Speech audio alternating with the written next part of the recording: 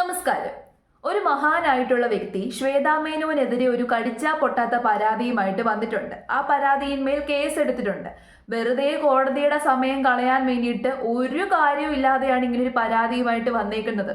ഈ പരാതിയിൽ പറഞ്ഞേക്കുന്ന കാര്യങ്ങൾ ഫുള്ള് അടിസ്ഥാനരഹിതമാണ്, വാസ്തവ വിരുദ്ധമാണ്, സംഗതി ഫുള്ള് കോമഡിയാണ്. ഈ ഒരു സമയത്ത് തന്നെ ഇങ്ങനെയൊരു പരാതിയുമായിട്ട് വന്നതിന്റെ ദുരുദ്ദേശം നിങ്ങൾക്ക് ഏകദേശം പിടികിട്ടിയല്ലോ. കാരണം ശ്വേതാ മേനോൻ ഇപ്പം അമ്മയുടെ പ്രസിഡന്റ് സ്ഥാനത്തേക്ക് മത്സരിക്കുകയാണ്.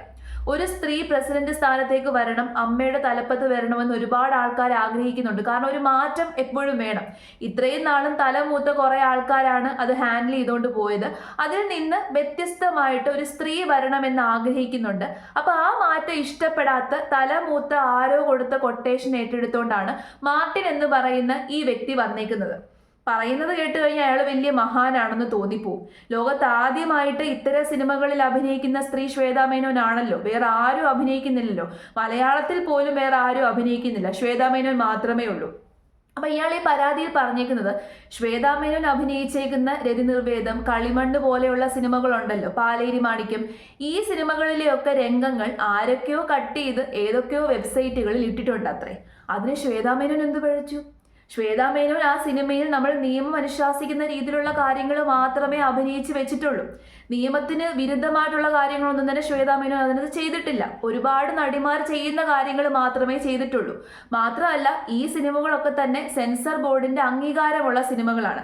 അപ്പൊ നിയമവിരുദ്ധമായിട്ട് ശ്വേതാ മേനോൻ ഒന്നും ചെയ്തിട്ടില്ല. അപ്പൊ വെറുതെ അനാവശ്യമായിട്ട് ശ്വേതയുടെ പേര് വലിച്ചെഴക്കുകയാണ്.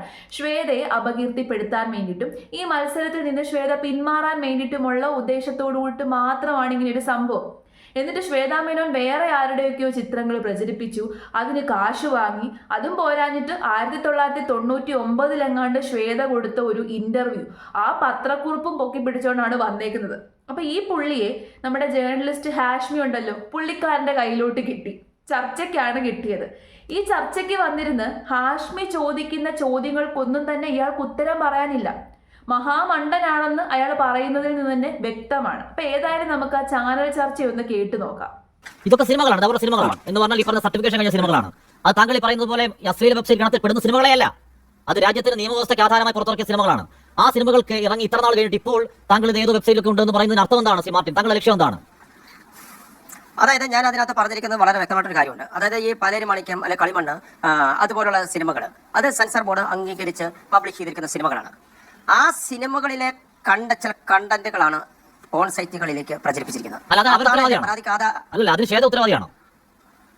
അതിന് ഉത്തരവാദിയാണോ എന്നുള്ളത് ഇനി അവരാണ് പറയുന്നത്. കാരണം അല്ല, ശ്രീ മാർട്ടിൻ മേനാച്ചേരി ഇപ്പൊ ഇത് ഒരു സിനിമയിൽ അവർ അഭിനയിക്കുന്നു. അതിന് അഭിനയിക്കുന്നത് ആ സിനിമയ്ക്ക് താങ്കൾക്ക് അറിയാവുന്ന ആ സിനിമയ്ക്ക് പ്രമേയം ഉണ്ടാകും, അതിന് സംവിധാനം ഉണ്ടാകും, സംവിധായകൻ ഉണ്ടാകും, ഒരു പ്രൊഡ്യൂസർ ഉണ്ടാകും. ആ സംവിധായകൻ പറയും പ്രകാരം ആ സിനിമയ്ക്ക് ആവശ്യമായ രീതിയിൽ അവർ അഭിനയിക്കുന്നു. അത് രാജ്യത്തിന്റെ നിയമവ്യവസ്ഥയ്ക്ക് അനുസൃതമായ രീതിയിൽ അവർ അഭിനയിക്കുന്നു.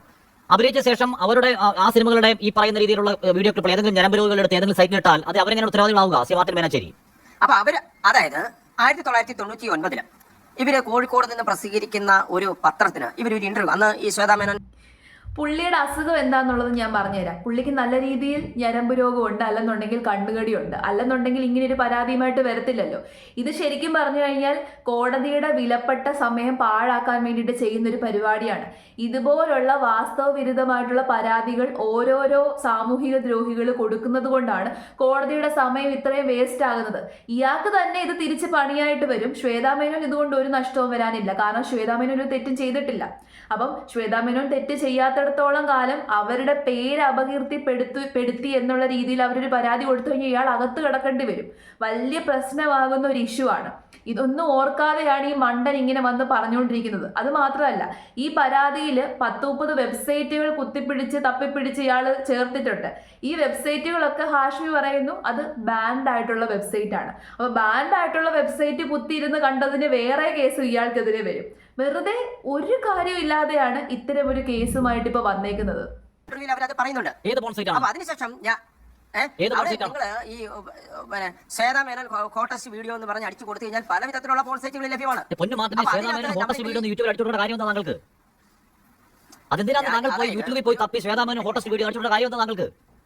അതായത് പ്രായപൂർത്തിയാകാത്ത 2 പിള്ളേര് ഈ ഒരു സംഭവം കണ്ടത് എന്റെ ശ്രദ്ധയിൽപ്പെട്ടത് കൊണ്ടാണ് ഞാൻ ഇത് ചെക്ക് ചെയ്യും, ഇതുമായിട്ട് ബന്ധപ്പെട്ട പരാതിയായിട്ട് ഞാൻ പോയതും അതുകൊണ്ട് തന്നെയാണ്. മാർട്ടിൻ, താങ്കൾ ഈ അശ്ലീല വെബ്സൈറ്റുകൾ കാണുന്ന ഒരാളാണോ? അല്ല. പിന്നെ എങ്ങനെയാണ് താങ്കൾക്ക് ഈ പരാതിയിൽ ഒരു കുന്ന് ലിങ്ക് താങ്കൾ കൊടുത്തിട്ടുണ്ട് എന്ന് പറഞ്ഞാൽ നമുക്ക് വായിക്കാൻ പോലും ഉറപ്പ് തോന്നുന്ന ഒരു കുന്ന് ലിങ്ക്? ഈ ലിങ്ക് ഞാനൊന്ന് നോക്കി കേട്ടോ. ഒറ്റ മിനിറ്റ്, ഈ ലിങ്കുകൾ ഞാനൊന്ന് എന്റെ ഫോൺ തുറക്കാൻ നോക്കി. ഫോൺ തുറക്കുന്നത് കാരണം എന്താ അറിയോ? അത് രാജ്യത്ത് ബാൻഡ് ലിങ്കുകളാണ്. താങ്കൾക്ക് എങ്ങനെയാണ് രാജ്യത്ത് ബാൻഡായ ഈ പറയുന്ന അശ്ലീൽ ലിങ്കുകൾ കയറി ഇതൊക്കെ കാണാൻ പറ്റുന്ന എങ്ങനെയാണ് താങ്കൾക്ക് മാത്രം, മാർട്ടിൻ മേനാച്ചേരി? അതാണ് ഞാൻ ആദ്യമേ പറഞ്ഞത്. അതായത് 2 കുട്ടികൾ, പ്രായപൂർത്തിയാത്ത 2 കുട്ടികൾ ഇത് കണ്ടത് എന്റെ ശ്രദ്ധയിൽപ്പെട്ടുകൊണ്ടാണ് ഞാൻ ഇത് ചെക്ക് ചെയ്തത്. അപ്പൊ ആ ചെക്ക് ചെയ്തപ്പോഴാണ് ഈ സംഭവങ്ങൾ, ഈ ശ്വേതാ മേനോനെ കുറിച്ച് വിവരമില്ലായ്മ ഒരു തെറ്റൊന്നുമല്ല, പക്ഷെ അതൊരു അലങ്കാരമായിട്ട് കൊണ്ടു നടക്കുന്നത് തെറ്റാണ്. ഇയാൾക്ക് വിവരവും ബോധവും ബുദ്ധിയും ഒന്നും ഇല്ല എന്നുള്ളത് ഇപ്പൊ തന്നെ വ്യക്തമായല്ലോ. പുള്ളിക്കാരന് ഞരമ്പ് രോഗത്തിന്റെ നല്ല അസുഖമുണ്ട്. ഏതാണ്ടൊക്കെ വെബ്സൈറ്റുകൾ കുത്തിയിരുന്ന് കണ്ട് തപ്പിപ്പിടിച്ച് കണ്ടിട്ട് എന്നിട്ട് പറയുന്നത് പ്രായപൂർത്തിയാകാത്ത 2 പിള്ളേർ കണ്ടത് ഞാൻ കണ്ടു അത്രേ. എന്നിട്ട് ഇത്രയും വെബ്സൈറ്റുകളുമായിട്ട് വന്നേക്കാണ്.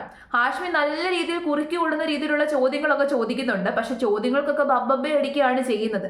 പുള്ളിക്ക് ഉത്തരവില്ല. അത് തന്നെ കാരണം.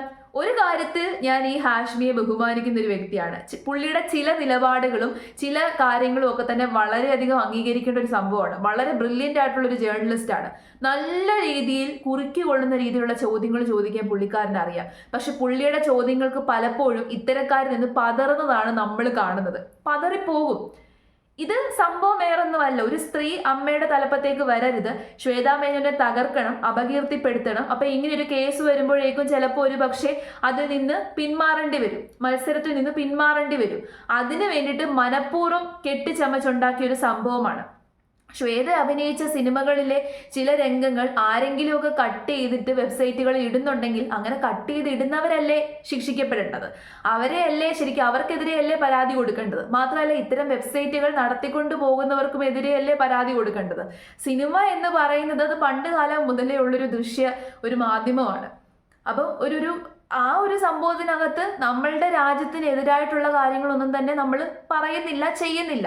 മാത്രമല്ല ഇത് ഓൾറെഡി സെൻസർ ബോർഡ് കണ്ട് വിലയിരുത്തി സർട്ടിഫിക്കറ്റ് കൊടുത്തിട്ടുള്ള സിനിമകളാണ്. അതിനകത്ത് ഭയങ്കര വൾഗർ ആയിട്ടുള്ള കാര്യങ്ങളൊന്നും തന്നെ അതിനകത്തൊന്നും വരുന്നില്ല.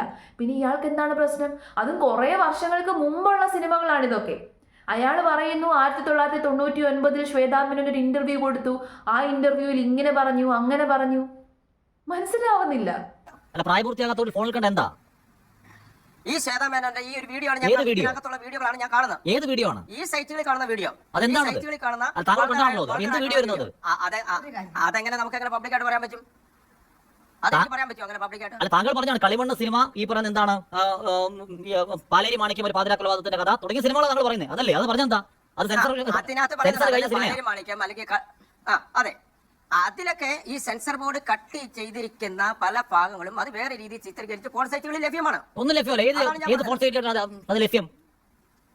നിങ്ങൾക്ക് ഞാൻ ഇത് കൊടുത്തിരിക്കുന്ന പരാതി കൊടുത്തിരിക്കുന്ന സൈറ്റുകൾ നിങ്ങൾ ശ്രദ്ധിക്കൂ. ഇല്ല, പരാതി കൊടുത്തിരിക്കുന്ന സൈറ്റുകൾ മൊത്തം രാജ്യത്ത് ബാൻഡ് സൈറ്റുകളാണ്, ബാൻഡ് സൈറ്റുകളാണ്. ഈ സാധനമാണ് ഞാൻ ഞാൻ ബഹുമാനപ്പെട്ട കോടതി കൊടുത്തിരിക്കുന്നത്. അല്ല, മാർട്ടിൻ മേനാച്ചേരി, രാജ്യത്ത് ബാൻഡ് ആയിട്ടുള്ള നമുക്കൊന്നും തുറന്നാൽ കിട്ടാത്ത സാധനം താങ്കൾക്ക് എങ്ങനെയാണ് തുറന്ന് അതിന് ലിങ്ക് കോപ്പി ചെയ്ത് കോടതി കൊടുക്കാൻ പറ്റുന്നേ? അതായത് ഇപ്പൊ നിങ്ങൾക്ക് ഇത് ചെക്ക് ചെയ്താൽ ഇപ്പൊ താങ്കൾ തന്നെ പറഞ്ഞു ഈ സാധനം ഞാൻ ഇത് ചെക്ക് ചെയ്തു, നിങ്ങൾ തന്നെ പറയുന്നുണ്ട്. വയസ്സാം കാലത്ത് ചില്ലറ സോക്കേടൊന്നും അല്ല ഇയാൾക്ക്. ഇത് ശരിക്കും പറഞ്ഞു കഴിഞ്ഞാൽ പണി കിട്ടണം. ഇതുപോലുള്ളവന്മാർക്ക് പണി കിട്ടണം. ഇതുപോലെ അനാവശ്യമായിട്ട് കേസുമായിട്ട് വന്ന് കോടതിയുടെ സമയവും പോലീസുകാരുടെ സമയവും ഒക്കെ കളയുന്നവന്മാർക്ക് നല്ല പണി കൊടുക്കണം. അതോടുകൂടിയിട്ട് ഇവന്മാരുടെ ഈ പരിപാടി അങ്ങ് നിന്നോളും. അതാണ് സത്യത്തിൽ വേണ്ടത്. ഒരു കാര്യവും ഇല്ലാതെ അനാവശ്യമായിട്ട് ഒരു സ്ത്രീക്കെതിരെ പരാതി കൊടുക്കുകയാണ്. വേറെ ഏതൊക്കെയോ പെൺകുട്ടികളുടെ ചിത്രീകരിച്ച് ശ്വേതാ മേനോൻ ഇട്ടു, അതിൽ നിന്ന് പൈസ വാങ്ങിച്ചു, സിനിമയിൽ അത് കാണിച്ചു ഇത് കാണിച്ചു. നാണമില്ലല്ലോ ഇവനൊന്നും നാണമില്ല, മാനമില്ല, ഒന്നുമില്ല. ഇതുപോലുള്ള കുറെ സാമൂഹിക ദ്രോഹികളുണ്ട്.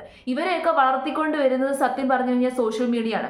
ഇയാൾ ഫേസ്ബുക്കിൽ കുറെ പോസ്റ്റുകളൊക്കെ ഇടുന്നത് നിങ്ങളൊന്ന് കാണണം. പോസ്റ്റുകൾ മൊത്തം ഈ സമൂഹത്തിനെതിരായിട്ടുള്ള പോസ്റ്റുകളാണ്. നമ്മളൊക്കെ ചിന്തിക്കുന്നതിന് വിപരീതമായിട്ടുള്ള രീതിയിലാണ് ഇയാളൊക്കെ ചിന്തിച്ചു വെച്ചേക്കുന്നത്. ഇത് ശരിക്കും പറഞ്ഞു കഴിഞ്ഞാൽ ശ്വേതാ മേനോനുള്ള ദേഷ്യം കൊണ്ടല്ല, ആരുടേന്നൊക്കെയോ കൊട്ടേഷൻ വാങ്ങിച്ചതാണ്. കുറെ തലമൂത്ത ആൾക്കാരുണ്ടല്ലോ, ഈ അമ്മയുടെ പദവി ഇത്രയും നാളും വഹിച്ച് അമ്മയെ കൈകാര്യം ചെയ്തുകൊണ്ട് പോയിട്ടുള്ള കുറെ ആൾക്കാരുണ്ടല്ലോ, അവർക്കിതൊന്നും സഹിക്കത്തില്ല. ഈ ചേഞ്ചസ് ഒന്നും തന്നെ അവർക്ക് ഇഷ്ടപ്പെടത്തില്ല. അവരാരോ കൊടുത്ത പണിയാണ്, ആ പണിയും വാങ്ങിച്ചുകൊണ്ട് വന്നേക്കാണ് ഇയാള്. അവരാരോ ഇയാൾക്ക് കൊട്ടേഷൻ കൊടുത്തതാണ്, അയാളുടെന്നോ ഒക്കെ പൈസ വാങ്ങിച്ചിട്ട് വന്നിരുന്ന് കൊടുത്ത ഒരു കേസാണ്. അതായിട്ട് മാത്രമേ നമുക്ക് ഇതിനെ കാണാൻ പറ്റത്തുള്ളൂ. ശ്വേത ഇതിനകത്ത് തെറ്റ് ചെയ്തിട്ടുണ്ടെന്നുണ്ടെങ്കിൽ കോടതി നോക്കുമ്പോൾ തന്നെ മനസ്സിലാകും, അറിയാൻ വേണ്ടി പറ്റും. അപ്പൊ ഇതുപോലുള്ള പൊട്ടന്മാരെ ദയവ് ഇത് നമ്മളായിട്ട് സപ്പോർട്ട് ചെയ്യാതിരിക്കുക.